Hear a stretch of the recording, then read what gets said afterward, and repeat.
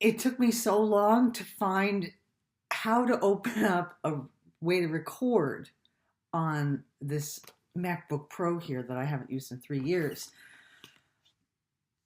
But I was able to keep the original thought. And it's about the Seven of Pentacles. I just had a revelation about what the Seven of Pentacles could mean in a reading that I don't think I've been privy to anybody else thinking about before. The Seven of Pentacles is not about the potential of failure, at least in Rider-Waite-Smith-esque decks. I'm not going to argue with Crowley on the issue. He can have failure on the Seven of Pentacles. But this is not, again, it's not about that your situation is going to end up in failure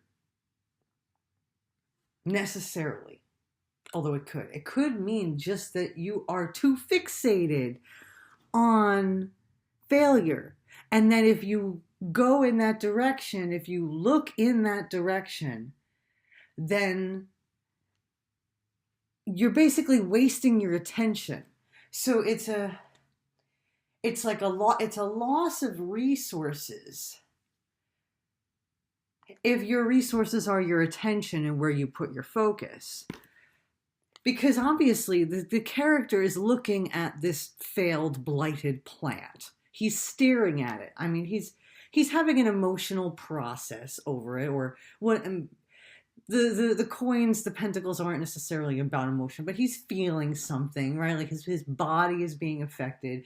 He's in this bondage of the material realm, in relationship with this fruit-bearing tree, right, that has failed, and he's realizing, okay, well, I have a physical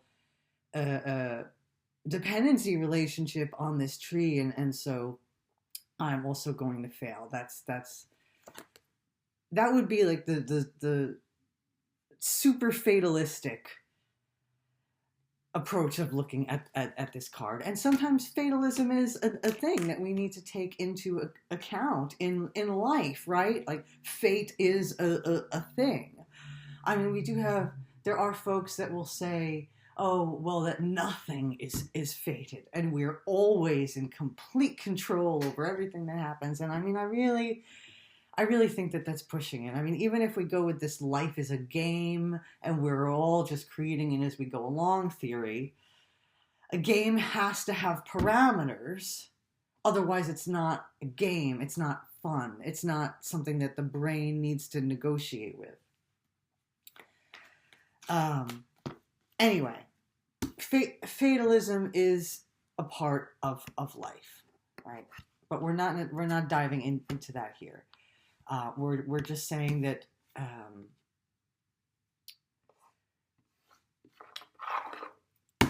we need to have a balanced approach to life and reading, because if things were completely fated, 100% always written in stone or in the cloud, by God or whatever, right?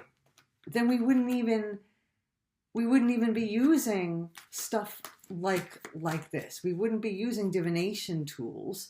We wouldn't be seeking higher knowledge. We wouldn't be looking to the stars and creating a logic system based on the astronomy, which is astrology, right? The logic from the astral realm. We wouldn't have been spending basically the entire span of our existence on this planet in every culture coming up with ways to figure out what fate is. Ooh, what's gonna happen? Because if that takes our responsibility out of the situation. If we were to truly accept and claim our free will, like even in a Christian biblical sense, to narrow it even further, right? Because it's easy to jump around from culture to culture in order to justify some sort of claim, or even compare and contrast world religions. And world religions is also, I mean, you could get a PhD in world religions, and that's a thing. Comparative religion is an academic study. But anyway, I'm really going to try to stay on track here. So even if, okay, so I've already talked about even if fate were complete. Now I'm talking about why we can see through our own behavior that fate is not complete. Because we actually, like, I mean, it's kind of human nature to try to avoid free will by asking God for things, right? By outsourcing our personal responsibility for our own lives on some sort of outside figure, whether it's a most high deity, Godhead, or higher power, right? It sometimes is the case that we do that. There's also hubris, where we claim too much godly power. So a lot of the goal of our human game is to stay in the middle, right? Balanced. And the yin yang, the Tao, is a really useful example of that for me in my life, anyway.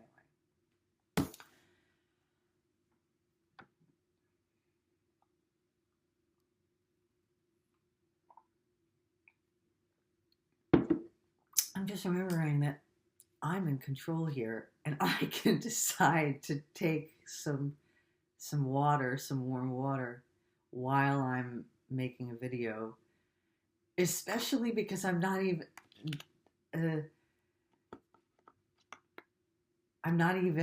holding on to somebody's attention in real time, right? Where it can be pretty, varying levels of rude to just interrupt somebody who's giving a monologue and saying, you know what, I'm not really into it right now.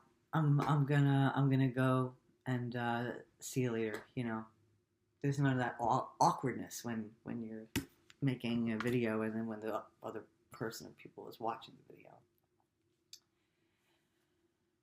And there's not being paid for my time or anything. This is just, it's all me. Okay. And that definitely has a lot to do with what I'm trying to talk about here. So when this card comes up, the Seven of Pentacles, you may ask yourself, or your client or querent, why? Because that's a more productive question than what. We may want to know the what, but then why? Because that's acknowledging the agency of the individual, that we have choices and we can make decisions, and we have free will. If at least we put our attention, or it's like, as they say, a commonly recognizable phrase for this concept is that you can't control what people do to you, or how you can't control how people treat you, but you can treat how you respond. So this is sort of the same thing, but just about life in general, especially around resources, right? The things that we need for our bodies, our survival and thrival needs. But it could be about anything.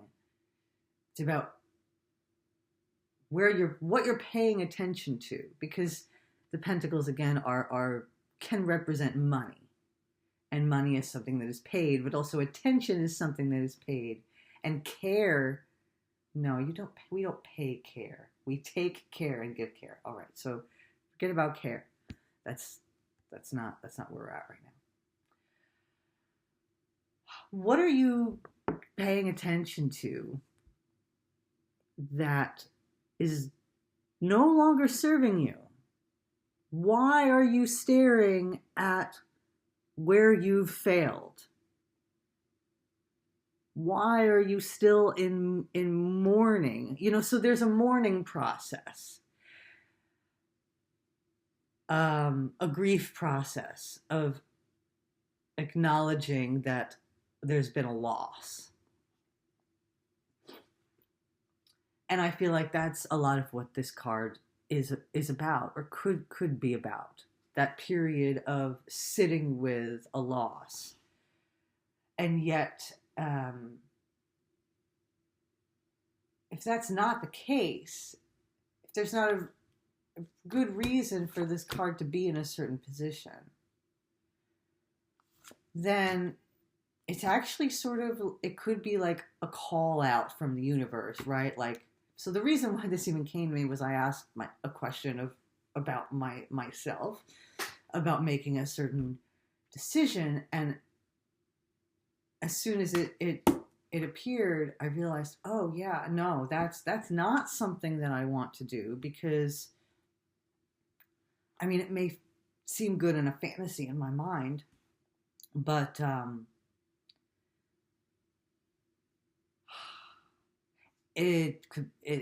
for me, this question from the past had to do with my giving. Should I give attention to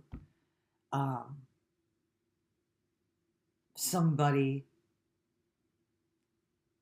from a story in my past as an offering?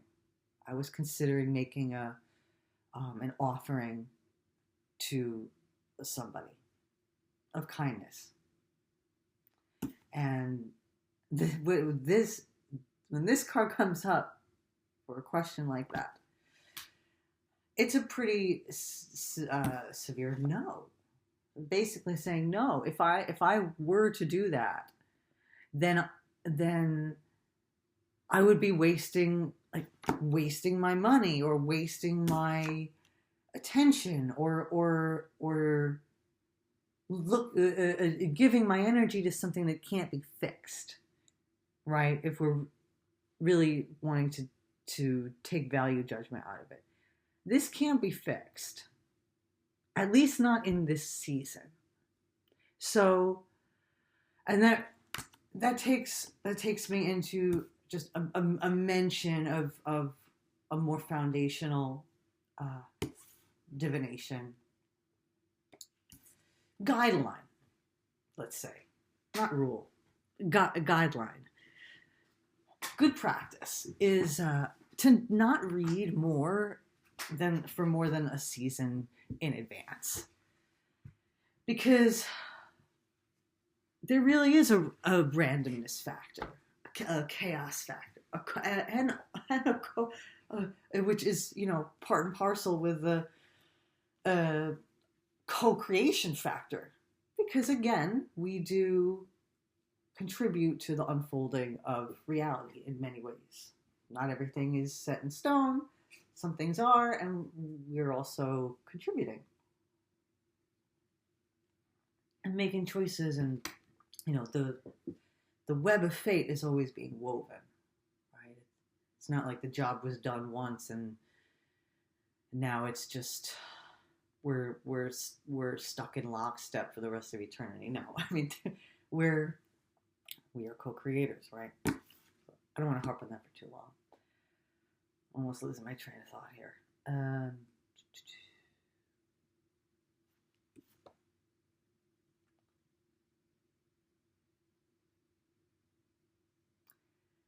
Webs of fate, co-creating. Oh yeah, seasons. Seasons change. And that's actually, we could talk a lot about that too, because astrology is really all about time cycles and seasons.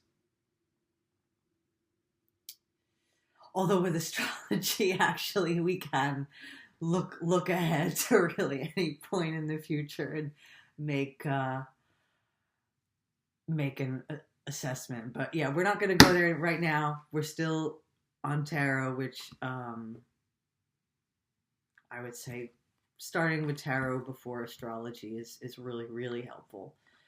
Because you learn about the elements, you learn about the numerology and numbers, and it just gives you a really good system to study numbers and elements and patterns and the art of asking questions and not asking questions. Anyway, seasons.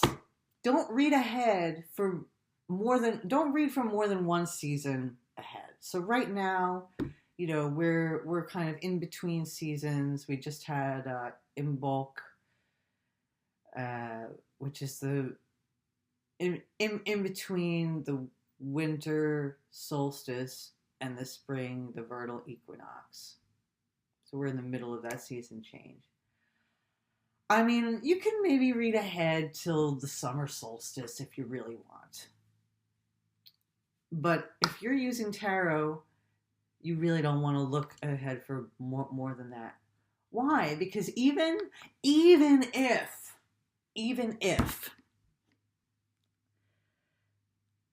life were completely fatalistic, which it isn't, but we're just entertaining that for the sake of argument.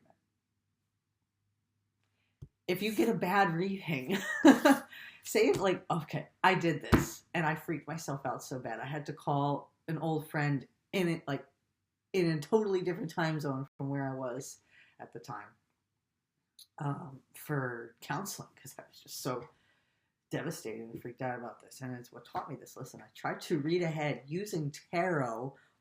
Why I would do that for... I just went through my progressed new moon maybe about a year ago or within the past year and a half or something, which is a once in about 29 year cycle that represents the total like rock bottom or tiny seed of somebody's general life development and progression. So we have the moon cycle. It starts with new. I don't know what side you're going to see this on. It starts with the new moon, and then we go to the first quarter moon, which is a half moon, and then the full moon cycle, which is, I suppose that would be 15 and a half years after the new moon. And that's when somebody is supposed to have their like the peak of their development in that larger season of their life, and so on and so forth. So I did a tarot reading about what the next 29 years of my life were gonna be, and I got so many dismal cards, man. Like basically like it was close to being a worst nightmare reading. Like I got this card, like the swords of total mental anguish card, and I got the I'm just trying to pick them out. Pick like ones. I don't remember exactly what it was, but the tower wasn't in there. But,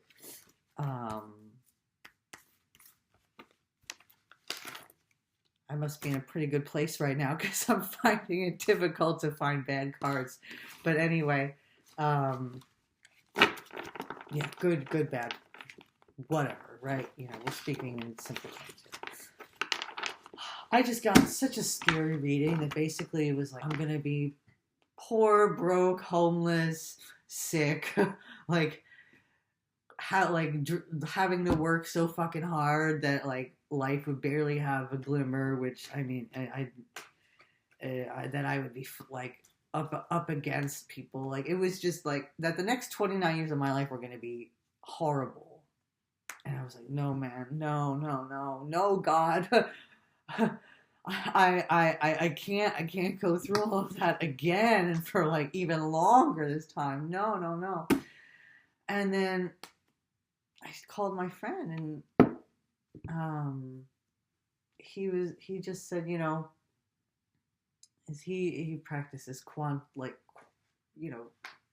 quantum stuff, and we've been working with the idea of that where if you put your attention on something, then it changes, because in quantum physics, when there's an observer, then the particle changes into a wave. Or I'm not really full versed in all of that stuff, but I think we've all heard about that before. I mean, if you've gotten this far listening to me talk for 20 minutes, then you've probably heard or read that somewhere.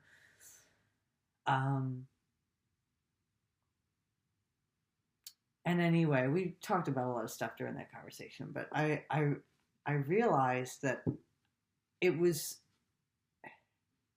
basically an illegal operation. And so it's like when you put anybody that worked, I mean, I haven't done computer programming since, what was it, like the 90s? Like, although no, I was doing HTML in the early 2000s, but then I stopped. So my computer programming journey stopped at HTML. So I can't speak on anything after that, or about the programs that are used to make HTML possible. That's not my field. But I do remember back then, in my youth, maybe even on the versions of Windows that they had then, you would see, if you tried to do something that you couldn't do for whatever reason, you'd get a notification, and it would say illegal operation. Like the way that the computer is programmed, you can't even do that thing. So then it just kind of spits out like bullshit onto you. And life and our connection with total consciousness is the same. If we ask a stupid question, we get a stupid answer. That's basically what happened when I tried to read for the next 29 years. So don't do that. Read for today, or read for a question, a simple question. What about doing this thing? And just look at one card, right? And start with one. Even if you're experienced. I mean, sometimes just laying out a spread is the thing. But only if you're not going to overwhelm yourself doing it. All right. That's it for today.